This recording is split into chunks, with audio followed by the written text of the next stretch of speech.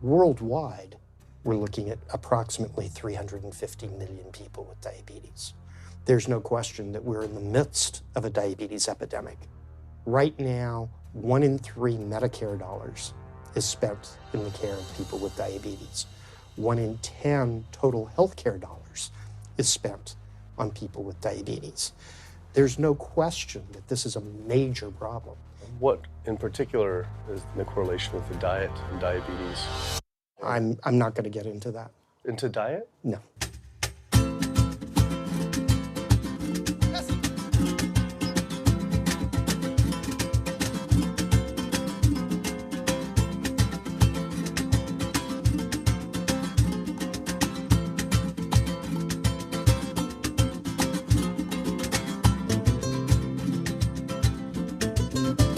My name's Kip. I'm a filmmaker from San Francisco and I have a confession to make. I'm a recovering hypochondriac.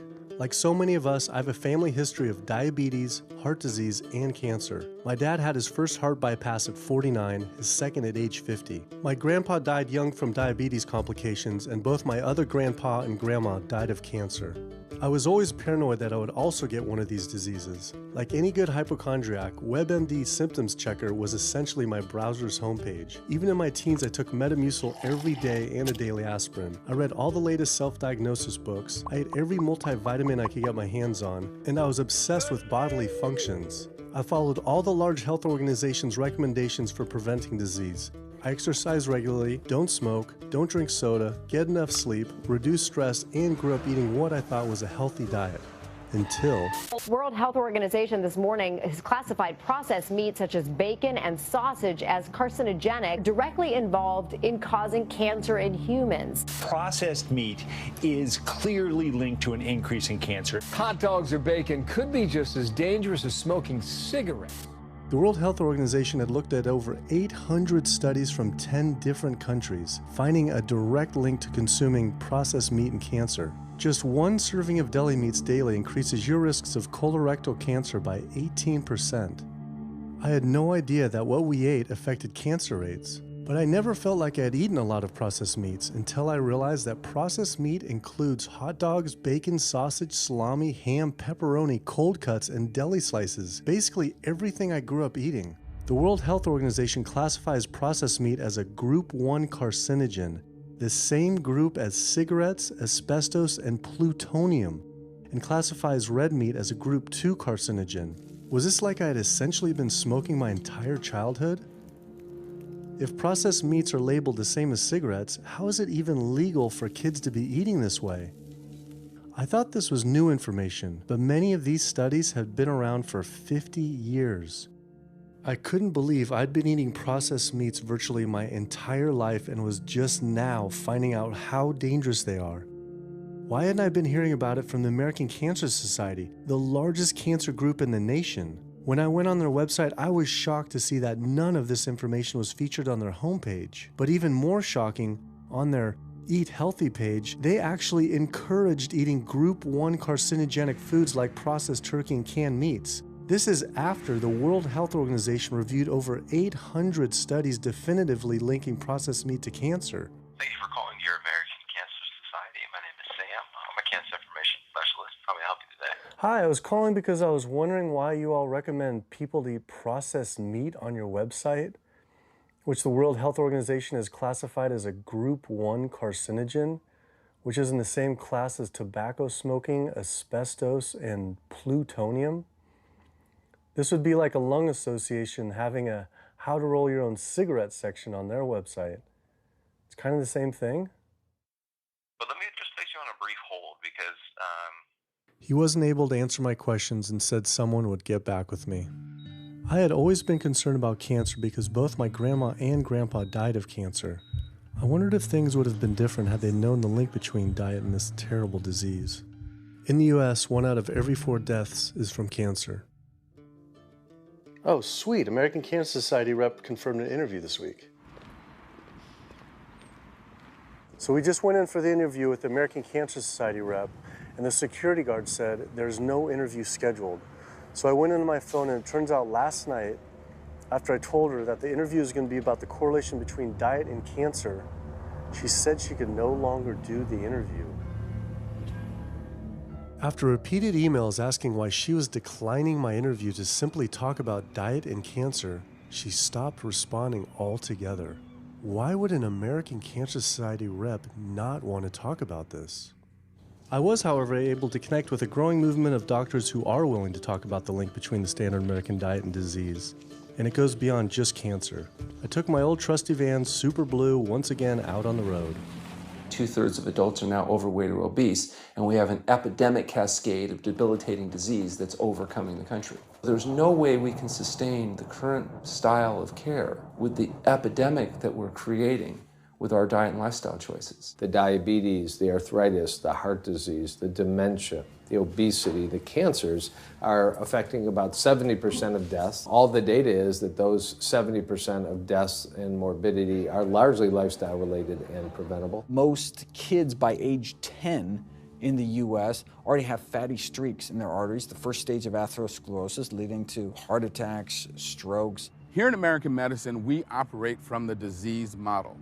We are in the business of treating sick people. We are not in the business of trying to prevent people from becoming sick. When you look at chronic disease risk, all the things that we walk around worrying about, actually dietary choices trump smoking when it comes to those risks. If I could deliver one message to the researchers who are looking for the cause of diabetes and the cause of clogged arteries and the cause of high blood pressure and the cause of obesity, I would tell them the answer's in 3 words. It's the food. It's what Americans are eating. Today, with 2/3 of Americans being overweight, clearly there's a food issue. In the next 25 years, 1 out of every 3 Americans will have diabetes. My name's Michael Abdallah. I'm from Atlanta, Georgia, and unfortunately I was diagnosed about 10 years ago with diabetes, and 8 years ago I had 2 stents put in. I don't know where to go, I don't know what to do. You're just like out of options and you don't know what to do. You're taking medicine, you listen to this doctor, and the cardiologist says take this, and the endocrinologist says take that, then your general practitioner doctor says you don't know what's going on here. And it's a real challenging thing, and it's something that you don't want to get it. You just don't want to get it. Government and media almost exclusively blame lack of exercise and sugary foods as a cause of diabetes. But I wanted to talk with an actual expert on the role of diet and diabetes. I went to speak with premier physician, diabetes expert, and researcher, Dr. Neil Barnard. What role does sugar play in causing diabetes? It drives me crazy. Diabetes is not and never was caused by eating a high carbohydrate diet, and it's not caused by eating sugar. The cause of diabetes is a diet that builds up the amount of fat into the blood. I'm talking about a typical meat-based, animal-based diet. You can look into the muscle cells of the human body and you find that they're building up tiny particles of fat that's causing insulin resistance. What that means is the sugar that is naturally from the foods that you're eating can't get into the cells where it belongs. It builds up in the blood, and that's diabetes. I had never heard that meat was associated with causing diabetes. We had always been told that sugar or obesity caused it. Renowned weight loss bariatric surgeon Dr. Garth Davis, though, agreed. Everyone thinks that you get diabetic because of carbs. They did a huge study in that EPIC study, 500,000 people. Carbs consumption was inversely related with diabetes. In other words, the more carbs someone ate, the less diabetes they had. But meat was strongly correlated. Get that aha moment. The starches, the carbs are good for you. They're not bad for you. This idea that carbs make you fat is utterly ridiculous. Carbs cannot make you fat in and of themselves. We have storage in our muscles and in our liver for carbs called glycogen. So when we eat carbs, we either store it or we burn it. Now, eat fat, that goes straight to your fat. Your body can't turn those carbs into fat unless you're really overdoing the calories. Obesity, it's a death sentence. You're at much higher risk of getting cancer. You're almost certainly going to get diabetes. I mean, no one wants to fat shame, and we all want everybody to be comfortable with our bodies, but this movement to be comfortable with our bodies has made us comfortable with being sick, and that's a huge problem. I go into the hospital and I look around me, people on dialysis, all these sick people, and just about every disease in there is because of what people are eating. Here's the thing. If I eat a sugary cookie, The sugar lures you in like the Trojan horse, but waiting inside that cookie is a huge load of butter or shortening, and that's what fattens you up, and that's the part that leads to the diabetes. It's the fatty foods, not really so much the sugar. It's not that sugar is good for you. There's no nutrients in it. It's excess calories. But when you eat sugar, you don't get inflammation right away. When you eat sugar, you're not getting plaques forming in your vessels. When you're eating sugar, your body's going to store most of it as glycogen or burn it as calories. And so this focus on sugar has taken all the focus off meat, dairy, eggs, pork, turkey, chicken. People need to understand, if their child gets diabetes, you've just taken 19 years off their lifespan. We're talking life and death. I realized there was so much more about diet and disease that I hadn't ever learned. It felt as if this information had been practically withheld. Processed meat causes cancer. Sugar doesn't cause diabetes. I had doubt about the claims these doctors were making, so I did some searching on my own. Harvard researchers looked at 9 prospective studies finding that just one serving of processed meat per day increased risk of developing diabetes by 51%. The link between eating meat and developing diabetes became undeniable. But when I went on the leading diabetes organization's website, the American Diabetes Association, not only did they not have this information front and center, they were featuring recipes for red and processed meat. And on their recipes for healthy living, they had bacon-wrapped shrimp? What the hell? All right, send an email to American Diabetes Association, see if they'll get back to us. As destructive as diabetes is, it pales in comparison to heart disease. Over 17 million people die every year from cardiovascular disease. It is the leading cause of death around the world. Nearly 1 out of every 3 people will die from this disease. The amount of people who die from cardiovascular disease is the equivalent of 4 jumbo jets crashing every single hour, every single day, every single year. My name is Amy Resnick, and I'm from Swampscott, Massachusetts, a little bit north of Boston. And I recently went to my doctor for asthma because I had a very hard time breathing.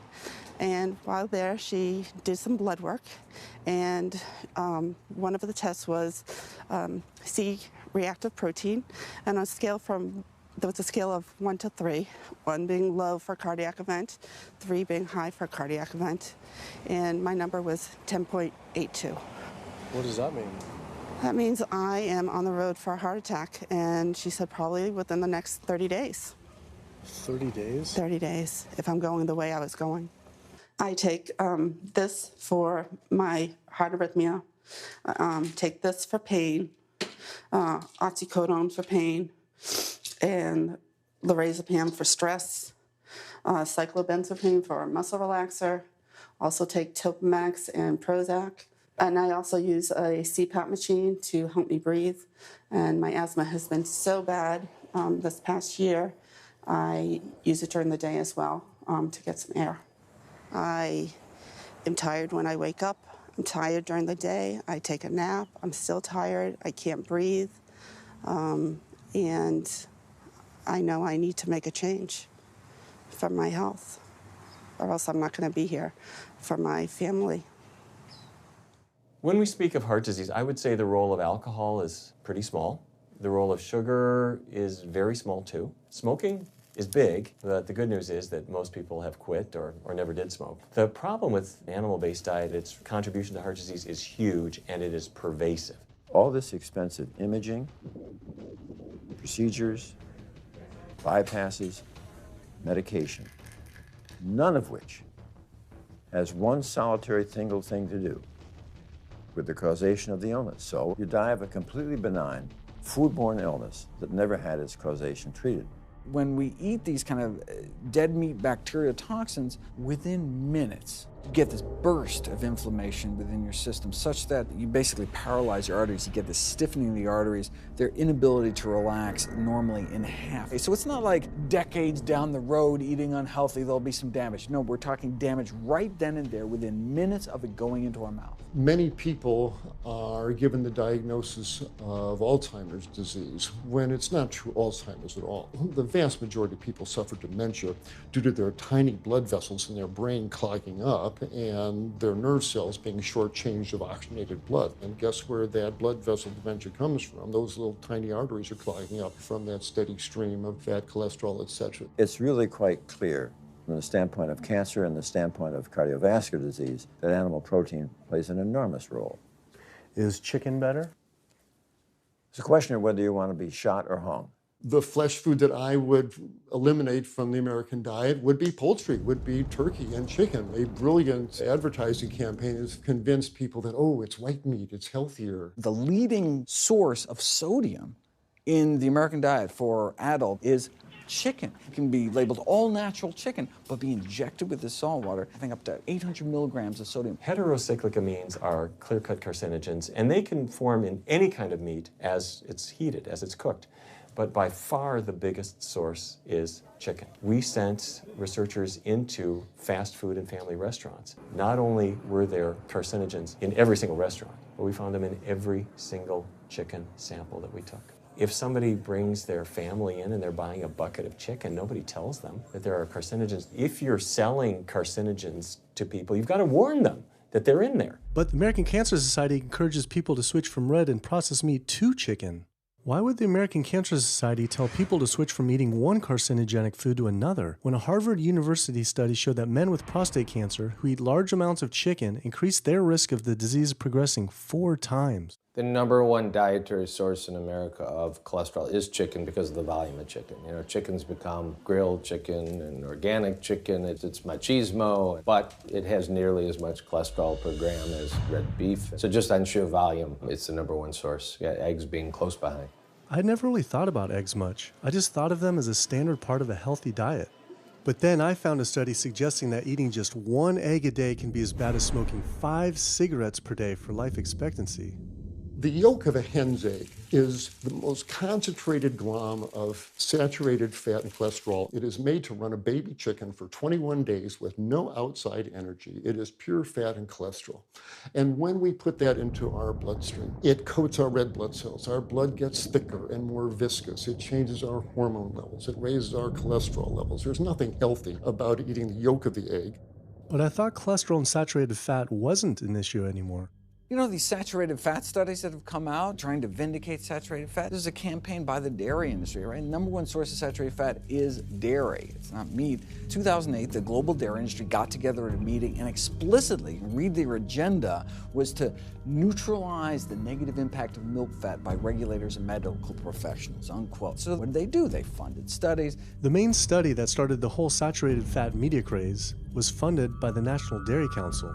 The egg industry similarly funds studies that confuse consumers by making claims that eggs don't negatively affect heart function. That is, only when compared to eating a McDonald's sausage McMuffin?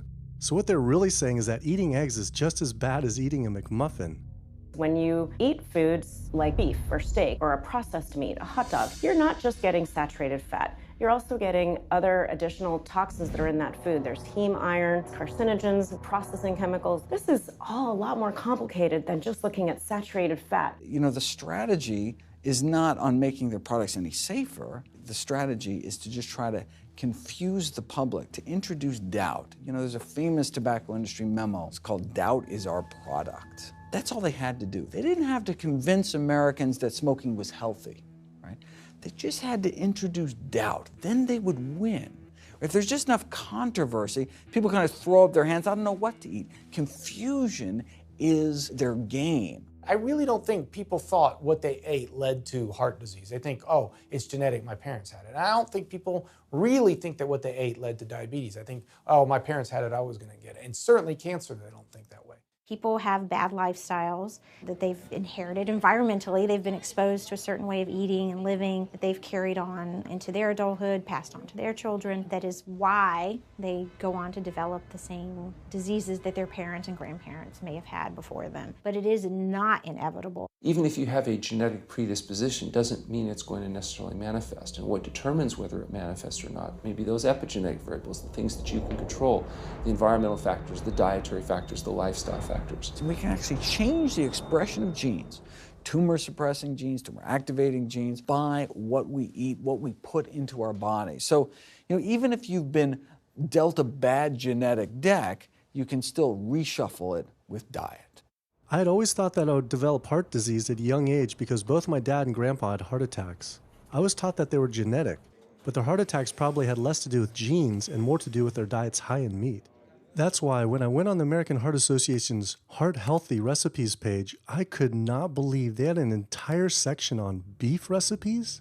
This was just like the American Cancer Society encouraging eating Group 1 carcinogens on their site.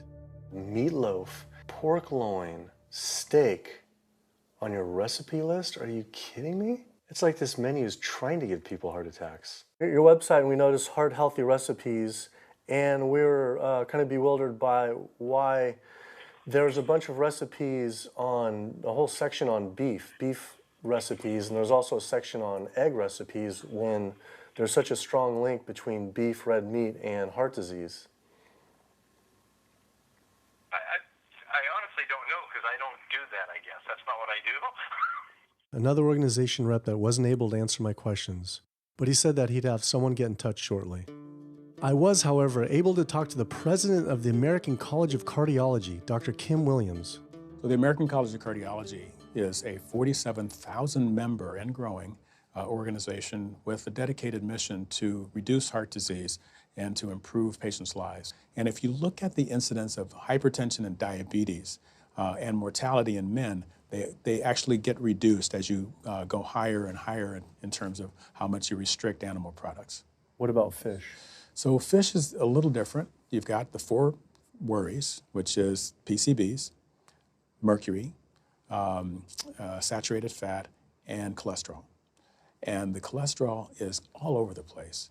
You can hit tuna in water, that'll be almost less than a glass of milk, to salmon or tilapia, which is higher than a pork chop. If you look objectively at fish, what you find is they've become essentially mercury sponges. And that's why in many parts of the country they warn you, don't have more than so many of these fish a week because it's getting too much mercury can kill you. Fish are eaten by bigger fish who are eaten by bigger fish, and these pesticides and herbicides bioaccumulate in the fish flesh. And these big fish, including the salmon, which people think is the healthiest fish, truth is the amount of pesticides and herbicides in the flesh of these fish are shocking, and they have estrogenic and cancer-promoting properties in them. They'll say, well, but don't sardines have less concentration of toxic waste product than other ones? Something being less toxic doesn't make it healthy. It just makes it less toxic. Farmed fish is by no means healthier. All the antibiotics that these animals have to be fed, similar to chickens and turkeys kept in confinement. These fish get infections. They get fungal infections, they get bacterial infections. You've got to feed them antifungals, antibiotics, and these substances accumulate in the fish flesh as well. I always knew that pollution was bad for our health, but I had never thought about the environmental pollutants affecting food. Dioxins, being the most toxic man-made chemicals known to science, cause all sorts of things. They cause endometriosis, they cause cancers, they cause endocrine disruption problems. Most of your exposure, 93% of it, comes from eating meat and dairy products because it climbs up in the food chain so effectively. So you can get exposed to living near these incinerators and breathing it, but it'll take you 14 years to breathe in as much dioxin as a cow will ingest by eating the grass in one day. And that dioxin will accumulate in its fat, which includes the milk and the meat, and anyone eating meat or dairy products is going to get that dose of dioxin, so it climbs up the food chain every step. Men have no way in their bodies to get rid of dioxins, but women have 2 ways. They're both involving having a baby. One is that dioxin crosses the placenta into the growing infant, and the other is that it comes out from the breast milk. So if you have a meat and dairy consuming mother breastfeeding that infant, then the highest impacts of toxic exposure like mercury and dioxins will go to that infant.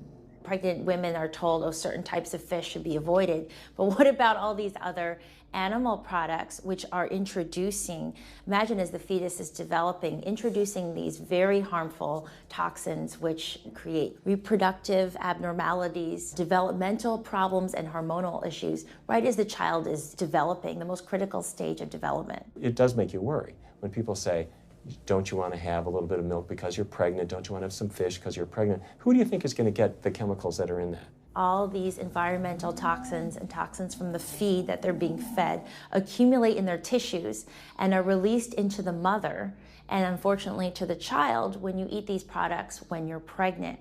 So this includes antibiotics, hormones, steroids in animal feed. Commercial animals are largely fed GMO corn and soy, which are very laden in pesticides. PCBs have been banned since the 70s, but they persist in the environment. Dioxins, all of these compounds can create hormonal, reproductive, developmental damage as well. Eating organic beef, poultry, pork, or fish will not help you avoid contaminants like mercury, like dioxins, like strontium-90, because they fall out over all sorts of farm fields and water bodies, and they don't skip over the organic fields. And so really the contaminants are coming in regardless of how these animals are raised. I had always been concerned about the possible health impacts of GMOs, but then found out that most of the world's GMO crops are actually consumed by livestock, with dairy cows consuming the most per animal. This fact, with everything I'd learned about bioaccumulation, made dairy terrifying, especially considering how much cheese I ate in my life. Cheese is an amazing product when you think about it. It's probably one of the single best foods at compromising health that you're going to actually feed to people. Think about it. You've got an animal product, so you've got all the issues of biological concentration. You have a highly processed food product, and not only does it have naturally a lot of saturated fat, but you put a lot of salt into it. There's a strong link between dairy foods and autoimmune diseases, and so that can show itself up as excessive production of mucus and exacerbation of asthma in kids who are prone to that, and even adults. And also there's an association between dairy foods and multiple sclerosis and type 1 diabetes, which is an autoimmune disease, and other rheumatologic problems. Cow's milk is baby calf growth fluid. That's what the stuff is. There's absolutely no child or human on earth who actually needs the milk of a cow any more than they need the milk of a giraffe or a mouse. Most people in the world are lactose intolerant. I mean, that's the normal state of affairs. Why would your body create this enzyme to digest lactose after weaning, after infancy? It doesn't make any sense. 73% of African Americans are lactose intolerant, 95% of Asians, roughly 70% of Native Americans, and about 53% of Hispanic Americans are lactose intolerant. Our government is encouraging Americans of color to eat foods that it knows is going to make them ill. Ultimately, what that boils down to is the government is telling me as an African American to eat food that's going to make me ill for no health benefit so that it will benefit dairy farmers. That's a form of institutionalized racism. Yeah, milk is a risky food for human consumption. As a pediatrician, I see on a daily basis children suffering from conditions that are linked or associated to dairy consumption, such as eczema, acne, constipation, acid reflux, iron deficiency, anemia. Cow's milk protein is the most allergenic food. People say, well, no, I want hormone-free, not injected with bovine growth hormone. But milk is this hormonal fluid, so it's just packed with sex hormones and natural sex steroid hormones like estrogen, progesterone. In fact, doesn't matter if it's conventional milk, doesn't matter if it's organic milk. Milk without hormones, that's an oxymoron. Organic dairy has just as much saturated fat and cholesterol and galactose and all the things that you don't want as conventional dairy. Dairy products in general have a lot of other products associated with it, not the least of which is pus. I mean, they actually have laws limiting how much pus you can actually have in a milk and still sell it. I believe it's like 750,000 pus cells per cc. Because, I mean, you wouldn't want too much pus and it'd be like pure pus. People might object. In fact, you could think of cheese as kind of coagulated cow pus, if you would. But I was always told that we need milk for strong bones. I'm Jane Chapman, and not too long ago, finally got some x-rays of the hips and back. Severe bilateral osteoarthritis of the hips. And actually, I'm scheduled for 2 hip replacements. That's bone on bone. It's the grinding of the joints. My stability is scary. I hold on to the walls if I'm at home. I've been told to use a walker. I'm only 61. This is not how you're supposed to live when you're this old. I have a really hard time believing that that's all that's left. Researchers have studied bone development in kids and whether they get stress fractures and that kind of thing. And the kids who drink the most milk have 0 protection. Milk does not build strong bones. Harvard researchers have looked at a large group of older women. Over an 18-year period, the milk drinkers had 0 protection from fractures. So this old notion that somehow milk is going to build strong bones or protect your bones later in life, it's a myth. People that drink milk have higher rates of hip fractures, have more cancer, and live shorter lives. It turns out that countries with the highest dairy consumption also have the highest rates of osteoporosis, so clearly drinking more milk doesn't protect your bones. Doing more research, I found that dairy was linked to many different types of cancer as well. Just like many of us, I thought that the majority of cancer was due to genes, but only 5 to 10% of cancer is actually genetic. Any cancer is caused by a DNA mutation, but that's not enough. So that can cause that first cancer cell, but one cancer cell never killed anyone. 2 cancer cells never killed anyone. But 1 billion cancer cells, now we're running into problems. So we need to reduce the growth factors in our body, like IGF-1. Insulin-like growth factor 1 is this cancer-promoting growth hormone involved in every stage of cancer cell growth and spread and metastases. Any animal protein boosts the level of IGF-1. Dairy products increases your risk for various forms of cancer, especially those related to your hormones. So breast cancer, prostate cancer, ovarian cancer. So this is not a product, even in its most pure state, you want to be consuming because it does come with risk. I found out that dairy can increase a man's chance of getting prostate cancer by 34%. And for women who've had breast cancer, just 1 serving of whole dairy a day can increase their chance of dying from the disease 49%, and dying from anything 64%. Why weren't breast cancer sites like Susan G. Komen warning everyone about this? For calling Susan G. Komen, this is Jocelyn. How may I help you? Okay, so we're wondering why you don't have a huge warning about the dangers of consuming dairy on your website when there's a direct link to breast cancer. There was a study published in the Journal of the National Cancer Institute that found out women consuming dairy who has had breast cancer increases their risk of dying of breast cancer 49%. I was wondering why it's not on your website. We cannot answer these types of questions. Once again, another health organization rep saying someone else would have to answer my question. Rather than risk being stood up again, I went straight to the local Susan G. Komen chapter to see if they would answer my questions.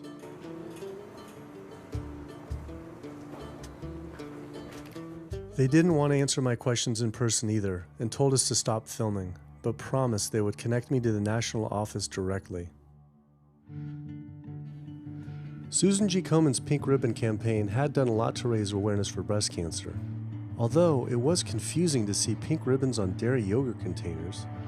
Breast cancer can be prevented with a healthy diet and lifestyle, but we're not. We're talking about pink ribbons and putting all the money into research for the cure. I, for one, know that I would want my daughter, my mother, me, I want to focus on not getting to that point, and that's where I would like to see more energy and effort put.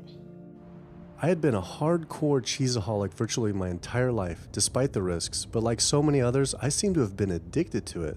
It turns out that the casein protein, that's the main protein in dairy products, and particularly in cheese, it breaks apart in the human digestion to create what are called casomorphins, casein-derived, morphine-like compounds that go to the brain, and they attach to the very same receptor that heroin attaches to.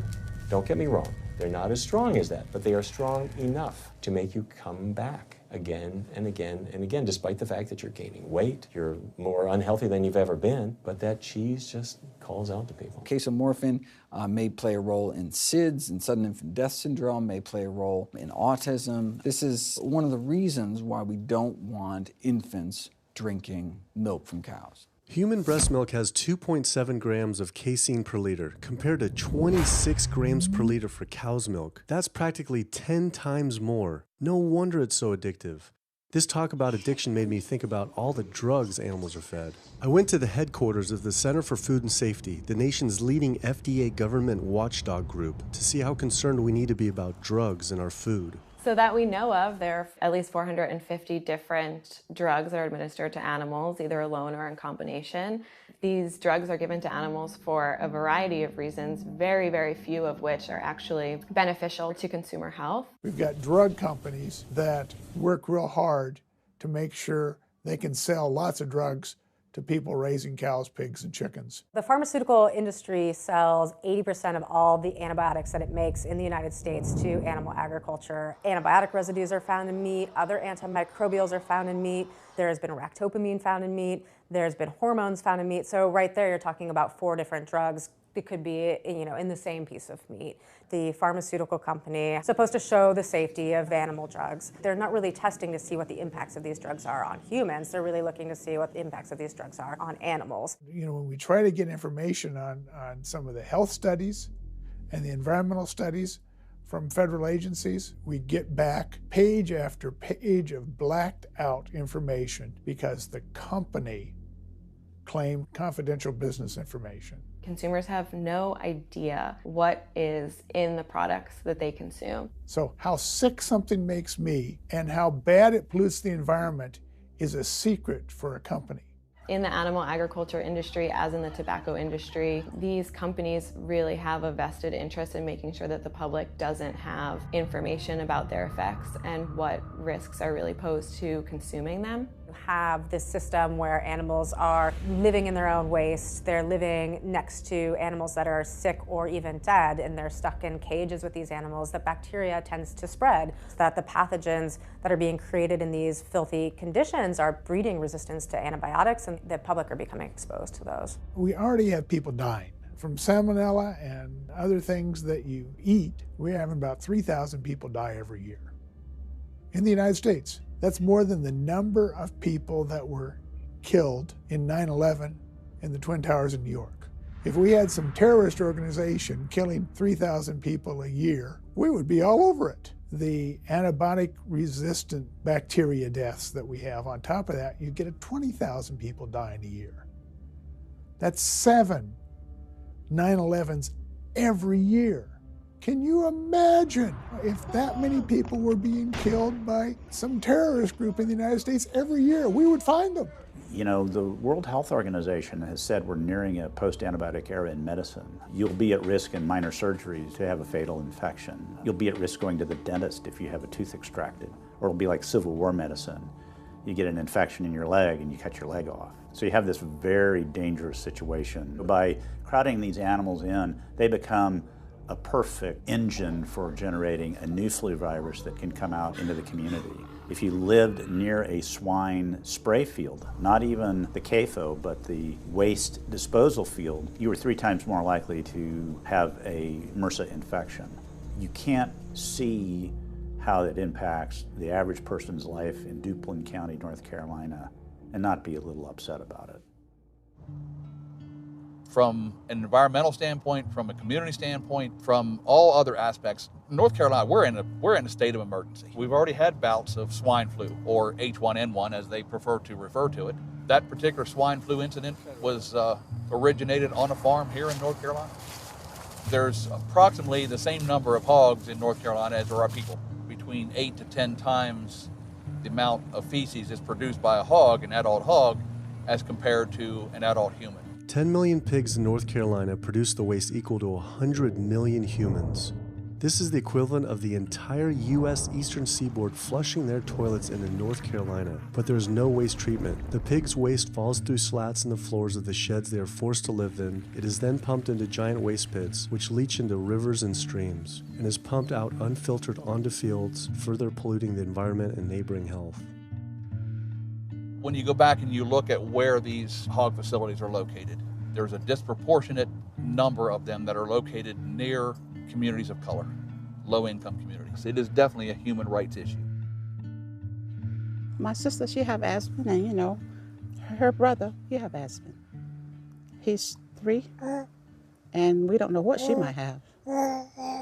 I have asthma, I have sinus, I have sarcoidosis, that's the bacteria, and I have a pacemaker, which is 6 sinus syndrome. But you know, mostly everybody in this neighborhood got asthma or either cancer. My neighbor there died from cancer probably just last year. My nephew down the street, he's got cancer. He's in terminal cancer, stage 4. He's not a smoker, not a drinker. And it's not in his lungs. It's in his lymph nodes. But see, if you live here and saw the way they do, you wouldn't eat no pork. Well, I don't eat bacon because I know where it comes from. When they die, they go into a box and they decompose because they swell, especially from the heat. A truck come and pick them up, take them to the processing plant in Rose Hill, round them up into feed, and feed it back to the hogs. If I come out this door, if he's spraying there, it's gonna come in my face. It hit you right in the face. It smells like something that you have never smelled before. It smells worse than a dead body. It's the family graveyard. I have my grandmother out there, my sisters, my brothers. When we go to the funeral, he used to spray. During the funeral? During the funeral, yes, during the funeral. Yeah, he spray. And when the people come, everybody be closing their nose up, saying how it stink. They can want to have a cookout on Sunday, he'll spray. Do you think he does it on purpose? I think so, because he just sprays Sunday. He always sprays Sunday. And in most of these area, hog houses and turkey house is in the black area or the Hispanic area. It's either or. Do you think it's also a civil rights issue? Yes, yes, I do. Yes, I do.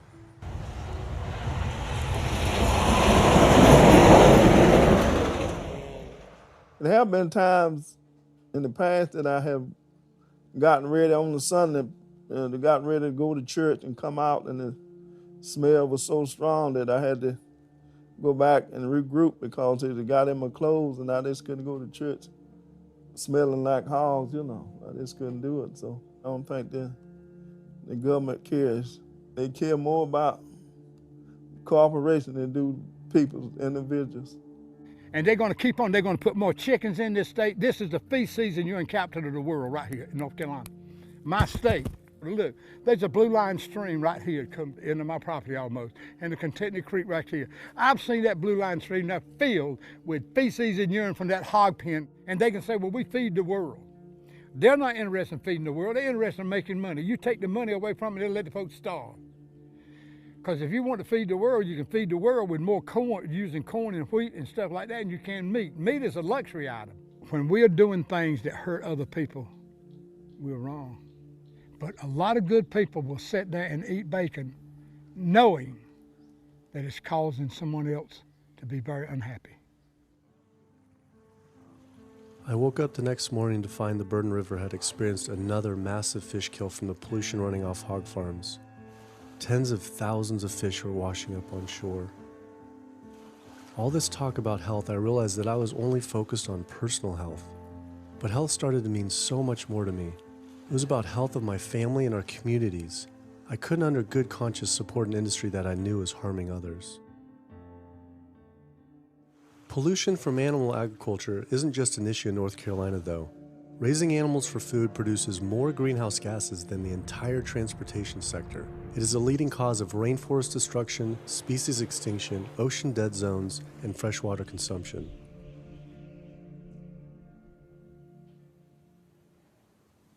American Diabetes Association actually finally got back and they agreed to an interview. Preparing for the American Diabetes Association interview, I took a look at their diabetes diet and meal plan recommendations, and they were loaded with foods associated with causing diabetes. How could they expect people not to get diabetes if this was the food they were recommending? And then, I saw multiple peer-reviewed studies published on the National Institute of Health website showing that a low-fat, plant-based diet was more than twice as powerful at controlling and even reversing diabetes than the ADA recommended diet that included meat and dairy. Well, the mission of the American Diabetes Association is to identify a prevention and a cure for diabetes, but in the meantime, to improve the lives of all people who are affected by diabetes. And what's the best way to prevent this? For type 2 diabetes, it's unclear. We can't prevent type 2 diabetes in everybody. When we're doing the research, we came across a lot of studies that said that you actually could potentially cure or reverse diabetes with a purely plant-based diet. I don't believe there's sufficient evidence to demonstrate that. How does it compare to the ADA diet that you recommend? We don't recommend a specific diet. We recommend healthy eating. The one that's on the website. We recommend healthy eating. Do you have a whole list of exact day-to-day, the meal plan, the whole meal plan? All they are selections of foods to consider. We do not have a diabetes diet. But with that selections, that you consider that plan compared to a plant-based plan? No one's done that study. We found actually some studies, that a 74-week study found that low-fat vegan diet versus the ADA plan in type 2 I diabetes. think we're done here. I'm not going to get into an argument about. Oh no, I was just wondering the studies of if this is true or if it shows that. Any diet works. Any diet works if people follow it. But if it's a diet that's not the proper diet, like if anyone follows a diet that they eat I can't tell you what a proper diet is. I can tell you what an improper diet is. So then we can talk about the good diets. I'm not sure why. I'm not going to get into that. Into diet? No. Why If that's where you want to go with this, I'm sorry, I'm not the person that you should be talking to. And why is that though? If that's what you want to get into, I'm not the person you need to be talking to. Who do we talk to about diet? You can talk to anybody you want. But that's interesting though. Why not recommend a diet? Because the data don't exist to support it. But if we see data that we looked up that supports it with, like, you know, the NIH, in Europe, the European Association of Diet. We're done. I'm sorry. I'm not going to get into that argument with you. No, it's not an argument. I'm not going to get into the argument. Why is it an argument? It's just talking about in European study of diabetes and other places that have studies why.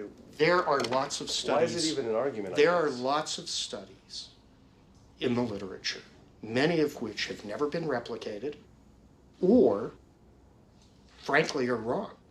That's why we do peer review, okay? The European Association of Study of Diabetes has been peer reviewed? Or I don't know what study you're referring to, and in the absence of being able to see that study, I'm not going to comment.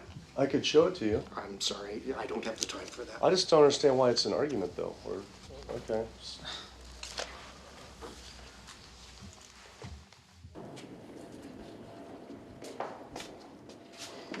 That was interesting.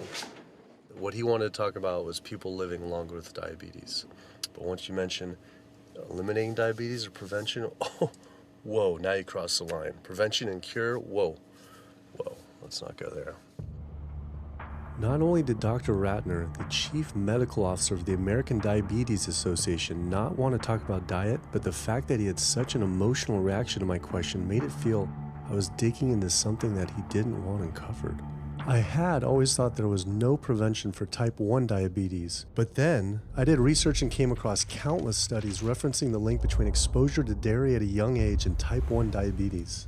I mean, this is a food made for baby cows. Cow milk protein gets into the bloodstream, and the body says, hey, this isn't supposed to be in the bloodstream. It makes antibodies to the cow milk protein, which then attack the pancreas and destroy the pancreas. How is this possible that ADA wouldn't have this forefront on their website? Why wouldn't they be warning all parents about this, even if there were only a slight chance? Why were they recommending people to actually eat these foods linked to diabetes? It seemed all of the large health organizations were encouraging people to eat the very foods linked to the diseases they're supposed to be fighting against. American Heart Association promoting beef, American Cancer Society promoting processed meat, pink ribbons on dairy products, and bacon-wrapped shrimp on American Diabetes Association. And then it all came together. What if?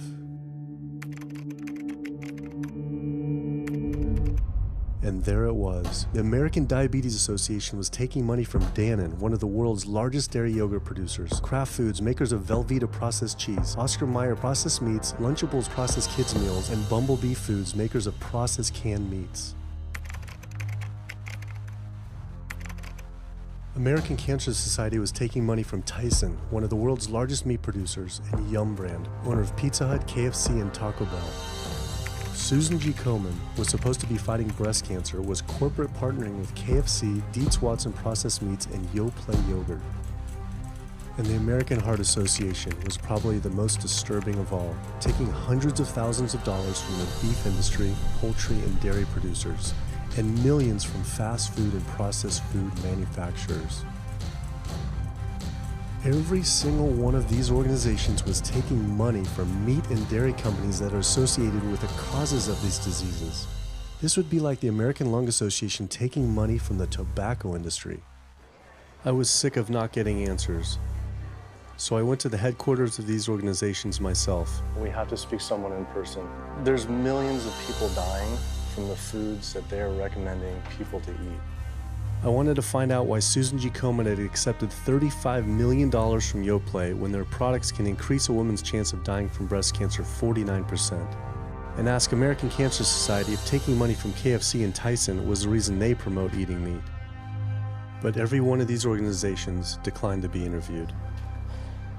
What's really sad is that we cannot trust information from these leading health organizations like the American Heart Association, the American Diabetes Association, because they are taking money from the very industries who are causing the problems that they're supposed to be helping to prevent. So that makes the truth something that you are not going to be hearing, as far as nutrition goes, from these organizations. Well, that would be the end of their funding, that would be the end of their jobs, that would be lawsuits, they would bring the entire catastrophe down upon their heads, and they would essentially disappear as organizations. This one time I got invited to a charity fundraiser for the American Diabetes Association. And I showed up, and they had a whole buffet, and it was all just animal products. I remember like a big thing of barbecue chicken.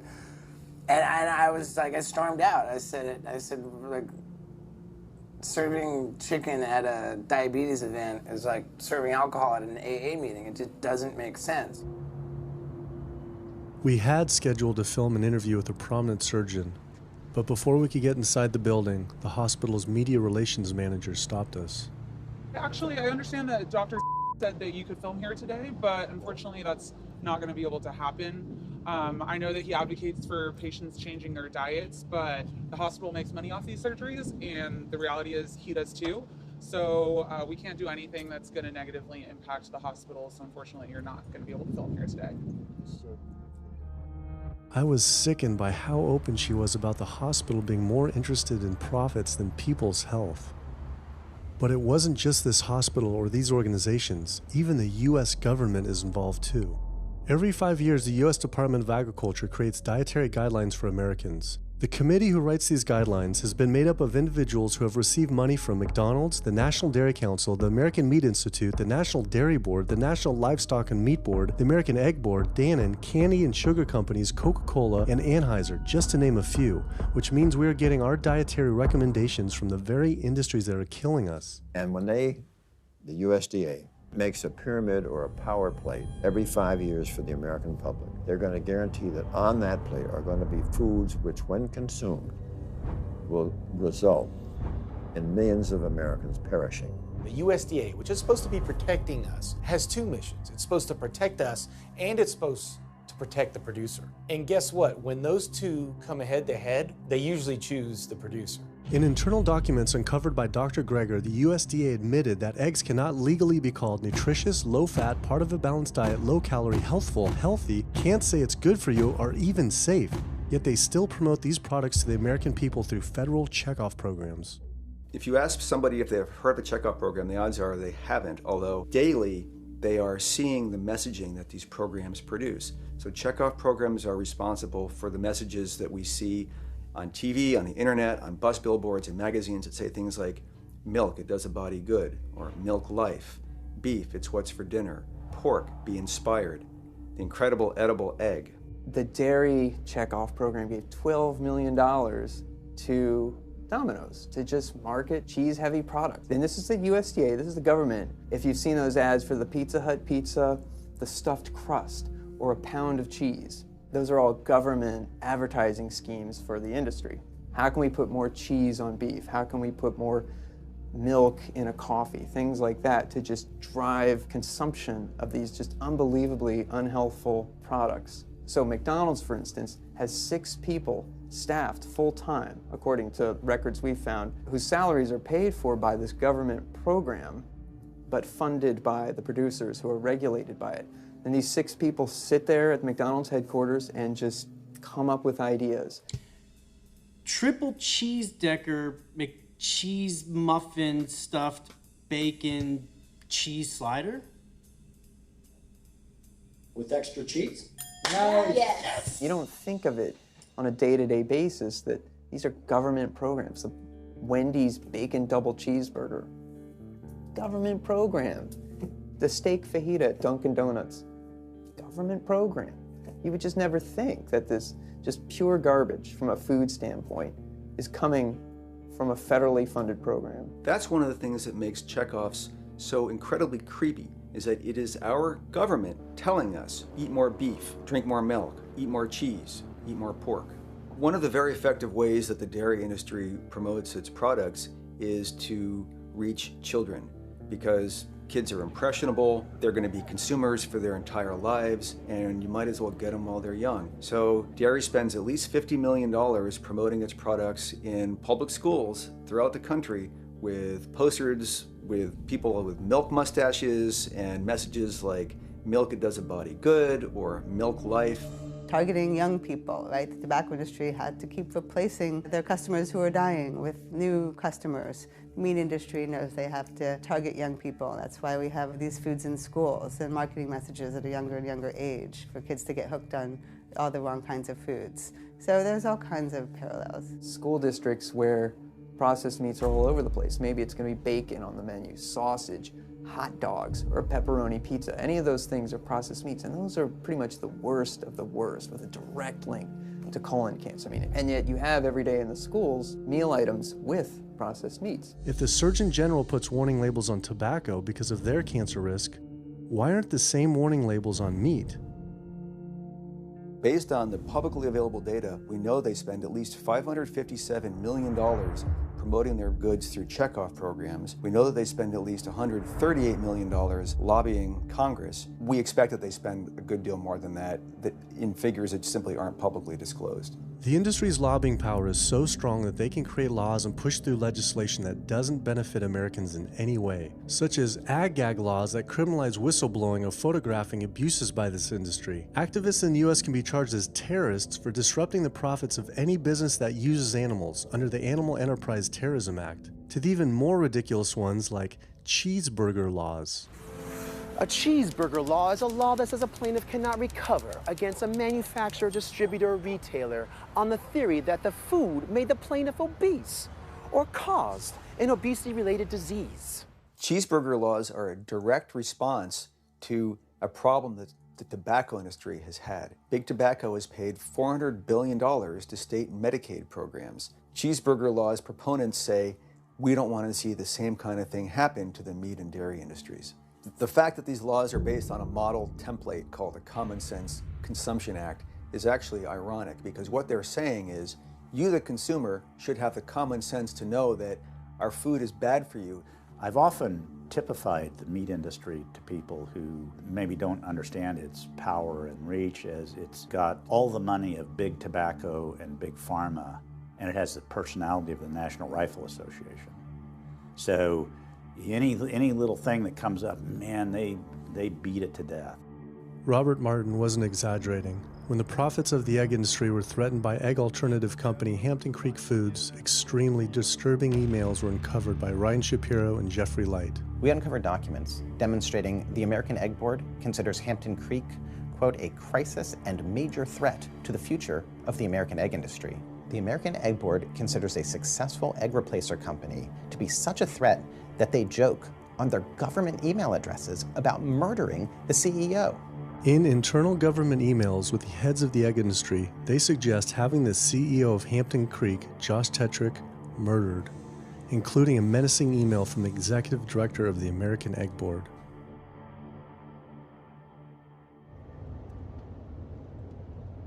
The meat producers don't have to pay for the heart disease or the environmental destruction or any of the other externalities, as economists call them, that their products cause. You know, then there's the whole pharmaceutical aspect of it, and the fact that there's a very strong pharmaceutical industry and lobby that has a huge stake in preserving the status quo. And these chronic diseases, these are the cash cows of the pharmaceutical industry. You have a $5 billion stent industry. Do they ever want to see that go away? We've got a $35 billion statin drug industry. Do they ever want to see that go away? I'm talking about the pharmaceutical industry effectively controls what doctors are told. Most research isn't put into prevention, it's put into the medication that we might use for that particular disease.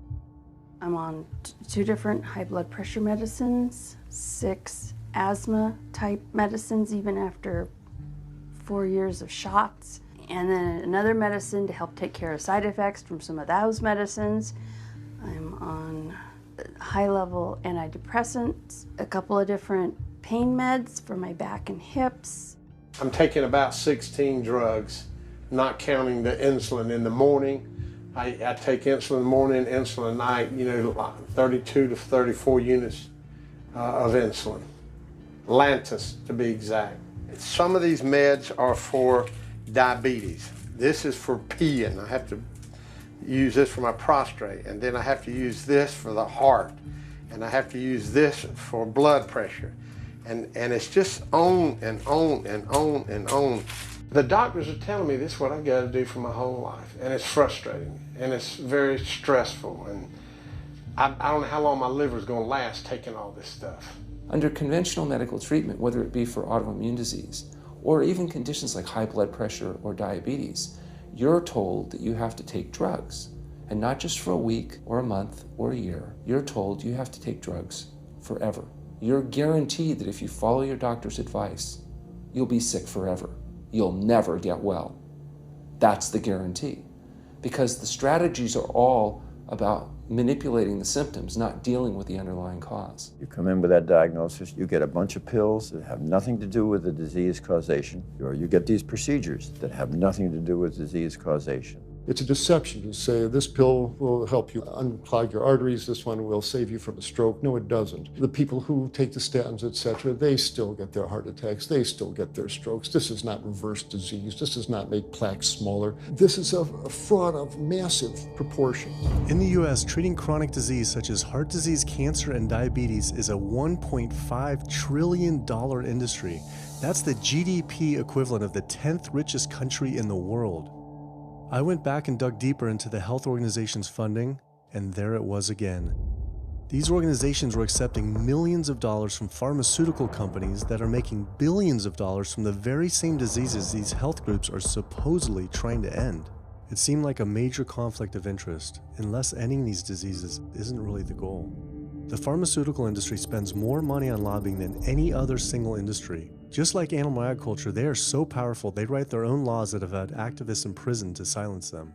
Government's in bed with anyone that gives them the most money, which is the pharmaceutical industry, which is the animal ag industries. Like, they are pumping the government full of money and resources, and in return the government's giving them what they want: subsidies, imprisoning activists that go against them. And I think it's quite telling that these industries are working so hard and spending so much money to criminalize people for simply taking a picture, for simply recording what's going on inside of these facilities and making it known to the public. They're behind walls, they're underground, they're in these secret facilities that no one knows about. But if they did, they would be shocked and outraged. And I think people would not want to think that their pharmaceuticals, that their food are coming from these places. And that's why I think it's the ag laws are what they are, is because they are trying to silence people into not speaking out and not showing the truth. I finally realized how deep the collusion truly is between government and these industries, and how dangerous it could be to expose them. These concerns intensified after meeting the USDA whistleblower who revealed mad cow disease in the US meat supply. USDA operates like the military. So when I got on TV and that, right away USDA sent out memos to all the veterinarians and food inspectors. If anybody from the media ever contacts you, do not talk to them. Refer them to Washington, D.C., and we will talk to them. So right away, shut up everybody.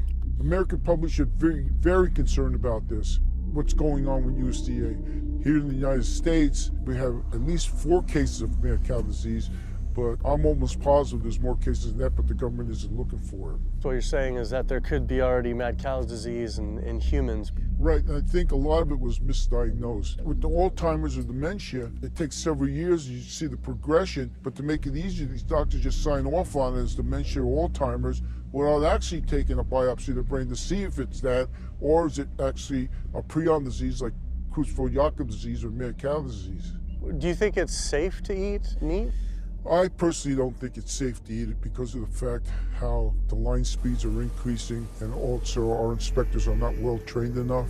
At the present time, the line speed now is going about 220 cows an hour. That gives you about somewhere around 4 cows per minute, so that's 15 seconds per cow. These dangerous slaughter speeds means that animal waste ends up everywhere. Testing shows 88% of pork chops are contaminated with fecal bacteria, 90% of ground beef, and 95% of chicken breast sample contain animal waste bacteria. There is nothing clean about eating this way. But it just isn't waste, it's also pus-filled infections. You can see there's a bump or some kind of abscess underneath the hide. Most of the time when the hide's pulled off, Either that will open up the abscess and the pus will come out, or if it's deep-seated, when the inspectors are doing their work or the company employees, they might stick their knife into an abscess and it explodes all over the place. I had heard enough. I was utterly disgusted by the corruption, the greed, the disease, and the abuse I was learning about. The very animals we were killing us and the planet. But so many people eat meat and dairy every day of their lives, and we are so concerned about getting enough protein. Do we have to eat meat to get complete protein? Oh my God. You want me to jump off this building, don't you? Well, first of all protein is made by plants. I'll state that again for the record. All protein is initially made by plants, all of it. And it is not necessary to eat animal tissue in order to get protein. Only plants have the ability to actually take nitrogen from the air, break those molecules apart, and incorporate that nitrogen into amino acids and then make protein. Any protein you get from an animal is simply recycled plant protein. If you ate a diet that was calorically adequate, and even things like brown rice and broccoli, and you got enough of it, you'd get enough both quantity and quality of protein. 2,000 calories of brown rice and broccoli is going to be about 80 grams of protein a day, including the essential amino acids that you need in order to maintain optimum health. I mean, grains are loaded with protein. Beans are loaded with protein. Vegetables are loaded with protein. You really want to get your protein from plants because plant proteins have a much more beneficial effect on our physiology. The funny thing about protein is most Americans get about twice the amount they need. Most Americans get less than half the amount of fiber they need. But the conversation tends to always be about protein. So in my mind, it's just this magical marketing campaign that protein has taken on over the decades. The question is not where do you get your protein, it's where do you get your fiber? I have never in my professional career seen a protein deficiency. I've never seen someone come in eating normal amounts of calories and they're protein deficient. You just don't see that. So human milk has the lowest protein content ever in any species ever tested. I mean, that's the fluid that's been designed by evolution over millions of years. And that's just like the perfect food for human babies, right? Perfect food, lowest protein content any other mammal. And so it gives a sense of kind of the protein requirements for anything. So then rat milk, ape milk, donkey milk, any milk has ever been tested. And you hear this a lot in bodybuilders. They're like, well, I need, chicken, or I need fish to be, to be strong, to build muscle tissue. That is utter nonsense. The largest, strongest terrestrial animals on the planet are all herbivores. The biggest, strongest animals are all herbivores. When we bring in people and they're on meaty diets and we transition them to a plant-based diet, we always track what they're eating. Their vitamin intake goes up. Their nutrition overall goes up, dramatically better.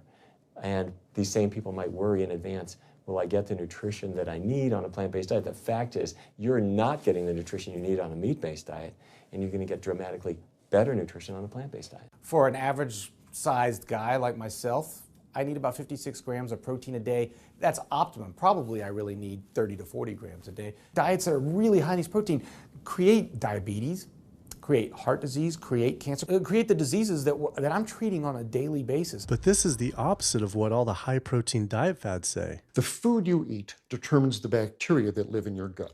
Well, you eat animal flesh every day. You are summoning up bacteria that eat carnitine. And those bacteria will turn that carnitine into a molecule called trimethylamine. Your liver then turns that into trimethylamine oxide. That's a molecule from hell. That molecule drives cholesterol into the artery walls. And the people who are consuming this flesh-based diet are contributing to plaque building up. They may lose weight on this diet, and that's good. But what's happening inside your arteries, paleo friends? What's happening is that plaque is building up, and these are the folks who drop dead at the gym at 39. Boy, he was lean and he looked really good. But where is that cholesterol going? It's going into your artery walls. So I believe these paleo folks are setting themselves up for an epidemic of clogged arteries, colon cancers, autoimmune diseases. This is not a healthy diet. We are not carnivorous apes. Humans' closest living relatives are chimps, who get 97% of their calories from plants and the remaining 3% mostly from insects. Comparing the anatomy of true omnivores like bears, who eat both meat and plants, to frugivores like primates, who eat almost exclusively plants, the differences are pretty clear. Frugivore teeth have flat molars for chewing plants, where omnivore teeth are serrated for stabbing and tearing flesh. Frugivore jaws can move forward and back and side to side. Omnivore jaws cannot. Omnivores have much stronger stomach acid for digesting meat compared to less acidic stomach acid of frugivores. The intestines of frugivores is 9 times their body length compared to 3 times for omnivores. This is because meat will putrefy in the gut unless it is moved through quickly. If humans were indeed true omnivores, we would need to change our physiology and appearance quite a lot. But we fit every requirement of a frugivore. We may behave like omnivores, but anatomically, we're frugivores. Human beings, unlike bears and raccoons, and to some extent dogs, don't have that mixed anatomy and physiology that you see in the true omnivores, and thus we are not true omnivores. In humans, the canines have become really small and rounded and actually function like accessory incisors. They're utterly useless for ripping and tearing anything other than an envelope. So the idea that the mere presence of the canine somehow means that we're supposed to eat meat is silly. He was right. I always thought my canines were for meat, but what kind of animal could I actually kill and eat raw with these tiny teeth? The thought alone was disgusting. I mean, everybody loves a smoothie made with fruit and even some vegetables, but if you think about putting a fish or a piece of beef in a blender and grinding it up, the thought is absolutely repulsive. All these diseases I had learned about were from eating a diet our body wasn't designed for. What would happen if we started eating a diet our body actually was designed for? The data is crystal clear that you can stop and reverse heart disease with plant-based diets. Scientifically shown, I've seen it in my own patients. People who adopt low-fat plant-based diets can actually reverse their heart disease, and that literally means watching the plaque start to go away, something they didn't think could happen. My experience with patients is, and those studies show, that when people adopt a fully plant-based diet, their cholesterol levels plummet within a few days. And if you do blood tests in a couple of weeks, you'll see dramatic improvements. Yes, your numbers are going to look great within a week or two. Your cholesterol can come crashing down. In fact, if you're on medications, your doctor may have to pull off your blood pressure medications so your blood pressure don't drop too low because it can work too good. Like that, the side effect is not having to take drugs. In a groundbreaking study published by Dr. Esselstyn following patients suffering from cardiovascular disease, 99.4% were able to avoid major cardiac events by going plant-based. Because it's not just heart disease. It's hypertension, it's diabetes, it's strokes, it's heart attacks, it's several of the autoimmune diseases, lupus, asthma, GERD, osteoporosis. I mean, there's a multitude of diseases, even rheumatoid arthritis. It can be so dramatic. When you see these poor souls with just absolutely crippled with rheumatoid arthritis go plant-based, then they come off their medication. I wanted to follow up with Jane Chapman, who had been suffering from severe osteoarthritis, and I could not believe what I saw after only a few weeks of fasting and changing her diet. So they're so amazing. See, like this only a few weeks later. I know. From going from the walker, needing wheelchair assistance at the airport, to strolling down the street, enjoying the fresh air, the sunshine. 2 weeks. It's all it took, 2 weeks to get off all the meds and start to feel the inflammation just kind of drain out of the body, where the movement was much easier. Just a lot of healing occurred very, very rapidly just by doing the right things for your body. When you're treating diseases with drugs, you know, there's one drug you take for cholesterol, a different class of drugs you take for high blood pressure, different class of drugs you take for diabetes. But with diet, a plant-based diet affects all these diseases, one diet to kind of rule them all. The impacts of eating this way go far beyond ourselves. By getting rid of heart disease alone, we would save up to $48 trillion in USA, 3 times the US GDP. Conditions like high blood pressure, you don't have to take the drugs the rest of your life and be sick forever. What you can do is live in such a way that it gives the body a chance to heal itself. We took 174 consecutive patients with high blood pressure, and 174 people were able to lower their blood pressure enough to eliminate the need for medication. For inflammatory bowel disease like Crohn's, the best remission rates ever achieved through plant-based diet. MS, multiple sclerosis, the best results ever achieved compared to any medical, surgical, any kind of intervention was a plant-based diet. You can see that with every sequential reduction in animal products, people live longer, they have less heart disease, they have less cancer, they have less diabetes. You can actually take human cancer cells, you put them in a petri dish, and you can drip the blood of those eating vegan, get about 72% suppression in human prostate cancer cell growth in vitro. They wanted to try this again with women and breast cancer. So they said, let's see what a plant-based diet can do. After just 2 weeks, their bodies cleaned up. You drop their blood on the same carpet of cancer cells. You can clear off the whole plate. This is after just 2 weeks eating healthy, which raises the question, what kind of blood do we want in our bodies? My background is in industrial and systems engineering, and that was my career path for a long time until I got thyroid cancer, and everything changed from there. I decided that I wanted to try alternative methods and treatments rather than have surgery and have my thyroid removed, which meant I'd be on medication forever, and I didn't want that. I just started reading how a plant-based diet can heal the body, and it has worked for so many people. So I immediately just switched to a completely whole food plant-based diet. After a year, the cancer was completely gone, and my thyroid had shrunk to normal size, and I was completely free of that. This was tough to believe. Couldn't this all just be from eating healthier though, like no sugar? Turns out Dr. Walter Kempner from Duke University back in the 1940s was reversing some of our worst killer diseases with diet alone. And the diet he was using was not only strictly plant-based, but it was made up of white rice, fruit, and table sugar. And he was reversing diabetes, he was reversing malignant hypertension, reversing heart disease, the diabetic complications, reversing diabetic blindness. So these people basically had death sentences, went to him, and were given basically sugar, this horrible diet, but it was strictly plant-based. If this information had been around since the 1940s, why don't all doctors know this? We're not taught about the power of food in medical school. No one is taught that the changes that we make with our diet are probably the single most powerful thing we can do to determine our destiny. It trumps our genetics. Why isn't your doctor telling this? Odds are your doctor never learned any of this. In fact, there was even a bill introduced just mandating physicians get 7 hours nutrition training every couple years, just to kind of stay on top of it. And who came out against that?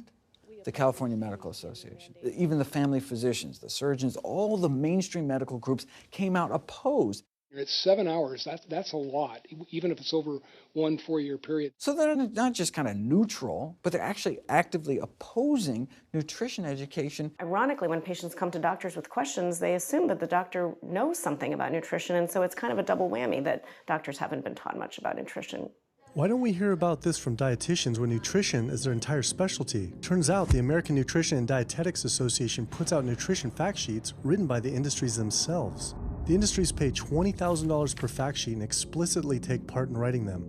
So you can learn about eggs from the egg industry, and you can learn about lamb from the lamb industry. This would be like learning about the benefits of smoking from the tobacco industry. When people are eating meat, I think of it as a bit like smoking. It's sort of Russian roulette. You may not get diabetes, but your chances of getting diabetes, about 1 in 3. You may not get cancer, but your chances, if you're a man, about 1 in 2. A woman, 1 in 3. Your chances of gaining weight, 2 out of 3. It's not all diet, but most of it is. The best thing that you can do to make sure that you empty all those bullets out of the chamber and you're not taking risks with your health is to get the animal products out of your diet and eat healthy foods. I came to True North to help me with my asthma and to lose a little weight, and it's amazing. Just in 2 weeks of changing my diet, don't have to take any asthma medication, no antidepressants, no pain medication, no heart medication, nothing, no medications at all. And it's just incredible. I was taking Oxy and Advil, and I was taking 800 milligrams of Motrin 3 times a day just to get through the day because I was in so much pain. And now, nothing. Wow. Nothing at all. 2 weeks. 2 weeks, So 14 days. All that medication, you're completely off. Completely off everything. It's just been so frustrating to me because I went to so many different doctors for help, and I tried so many different medications to help me with my asthma, and nothing helped, and I was stuck on the couch for the last 10 months, unable to breathe. And now in 2 weeks' time, 14 days, I'm off my medication, and I can breathe, and I feel good, and I can walk. My life has changed, and it only took 2 weeks of a whole plant-based diet. That's incredible. Yeah. That is incredible. It really is. That's amazing. It really is. I feel so blessed and so good and just so happy to be doing this, and I'm hoping that I can be a role model for other people and not be pushy about it, because everyone's going to do it in their own time. But thank God my time is now. So. Thanks. Thanks. As powerful as Amy's story was, I knew for some, eating 100% plant-based would still seem extreme. I think there's this sense that everything's okay in moderation, right? But we haven't seen that moderation works. There really isn't a study that shows that by eating meat and eggs in moderation, you can actually turn your heart disease around and get better. But I know people who've given up meat and they felt sick.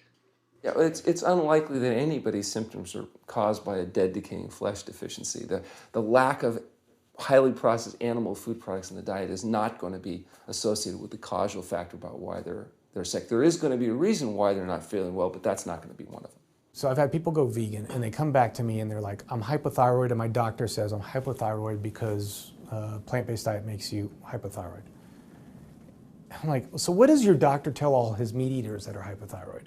Boy, what's an animal flesh or dairy that you can't get in plant-based?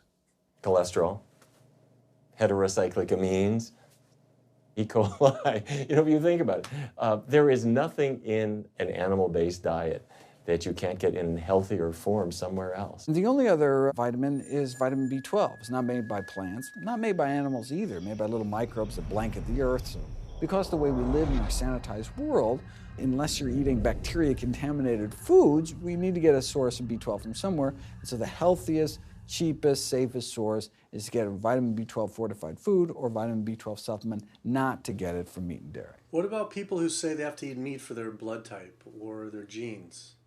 I mean, it's like I need meat because I'm a Capricorn, or I need meat because I have an A+ blood. I mean, it's like, what do you say? No one has to eat meat. I mean, there's no vitamin, mineral, nutrient that you can't get from non-animal sources.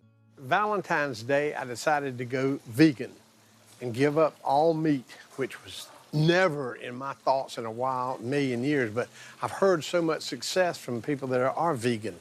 And so I gave up all animal products whatsoever. I've lost 29 pounds. I've been able to cut my meds in half. I've been able to cut my insulin in half. And now I'm going for the moon. I'm going to cut it all out. In the last 6 weeks, we've just had 3 grandchildren. And my ugly face is going to be around to see them graduate from high school and college. I'm going to be here. My mission is to let everybody know you do not have to suffer from diabetes and cancer and heart disease because someone in your family had it or because the doctors are telling you this is what's going to happen. You can take charge of your health and have a positive outcome just like I did.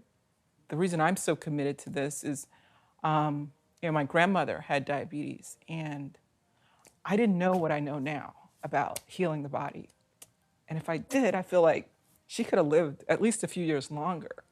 And so it's in her honor that I do what I do. Because I could save someone else's grandmother, aunt, uncle, father from that, So I'm excited about getting the message out there. There's a common belief that eating plant-based is expensive. Not at all. It can be done in a very inexpensive way where you buy foods that are in season and you shop in the bulk bins, and that saves a lot of money. You can eliminate a lot of your expenses on your grocery bill by not buying meat and dairy because those things are expensive. Our meal plan for a family of 4 is $25 per person in the family. 2064 is your total. 2064, whoa. That's for an entire week of food. Really? An exploding movement of elite athletes are utilizing vegan diets to heal injuries, speed recovery times, and enhance their performance. Before I was vegan, I was only bench pressing 315 like 5 times. Then after going vegan, I was doing 400, 425. 465, and I was like, oh my God, this is amazing. I'm vegan and I'm bench pressing 465 pounds. This is ridiculous. And as soon as I went vegan, tendinitis started disappearing. My strength in my right arm started coming back. High blood pressure was going down. You can't be strong and be dying on the inside. That's not strong. That's weak. That's really weak because yeah, you look big and strong on the outside. Yeah, big man. No, but your heart's crying for help on the inside. You're dying.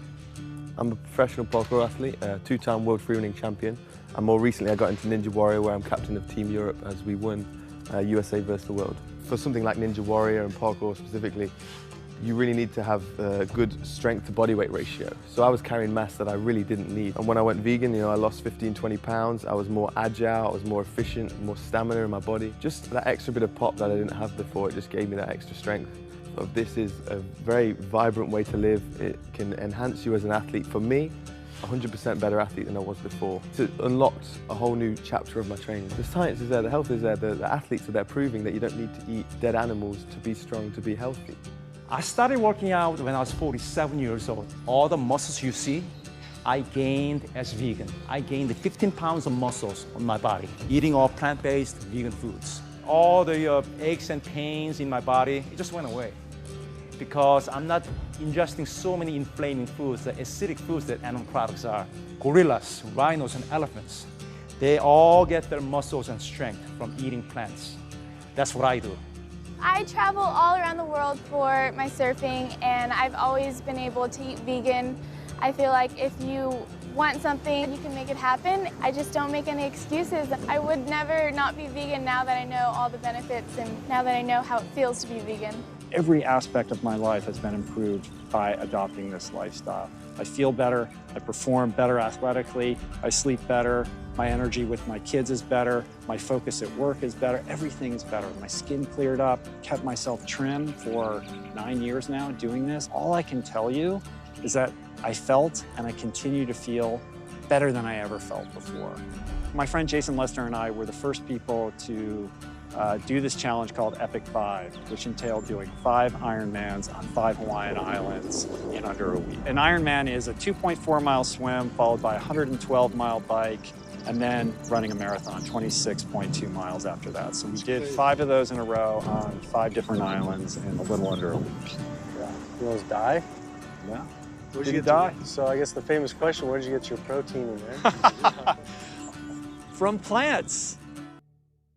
Like so many people, I was looking for excuses not to change my diet. But once I finally did, I felt liberated. Within days, I could feel the blood running through my veins with a new vitality. Within weeks, I felt a transformation throughout my entire body and mind.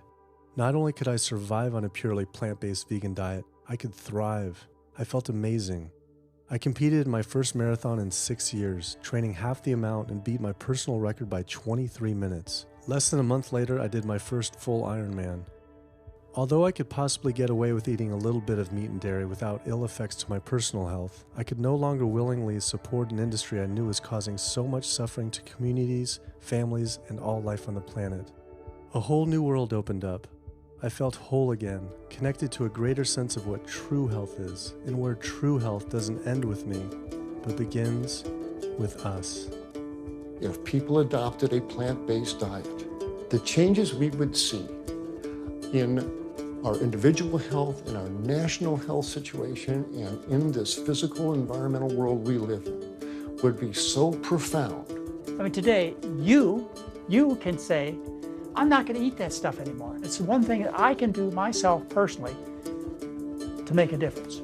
It will give you a greater sense of well-being and happiness when you know that, one, you're not destroying your health every time you sit down to eat, you're not promoting cruelty, and you're not damaging the earth. I don't want my gains to be at the detriment of the planet of other things. And yet I'm not weaker, I'm stronger. That's the beauty of it. When you're altruistic, when you make choices for the greater good of others, it comes around, benefits me as well. It benefits us all. Studies show that we can not only survive, but we can thrive. I just feel this is a great way to live, not harming other beings when we can be healthy and happier. I love it. It's a great life. I never thought that I could feel this good at this age, and I just want everybody to feel this way.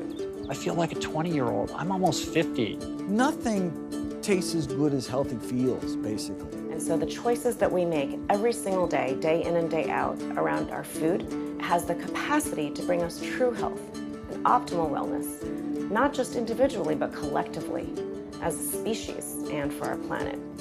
We're not going to live forever, but while we are alive, we can live well. And for me as a doctor, that's what I want to see. Where there's a will, there is a way. And I believe that.